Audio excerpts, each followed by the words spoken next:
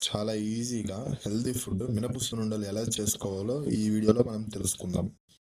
ముందుగా పావు కిలో పొట్టు మినపప్పు తీసుకొని ఇలా లైట్‌గా రెడ్డిష్ కలర్ వచ్చేలాగా ఫ్రై చేసుకోవాలి. ఇలా వేయించుకున్న తర్వాత ఇందులో కొంచెం పచ్చిశనగపప్పు, కొద్దిగా బియ్యం వేసుకొని మళ్ళీ కొద్దిసేపు లైట్‌గా ఫ్రై చేసుకోవాలి. ఇలా చేసుకుంటం వల్ల మనం తినేటప్పుడు మన పంటికి అంటుకోకుండా ఉంటది. అలానే దీంట్లో తీపి కోసం మనం బెల్లం వేసుకున్నాం. పంచదార వేసుకుంటే టేస్ట్ అస్సలు బాగోదు.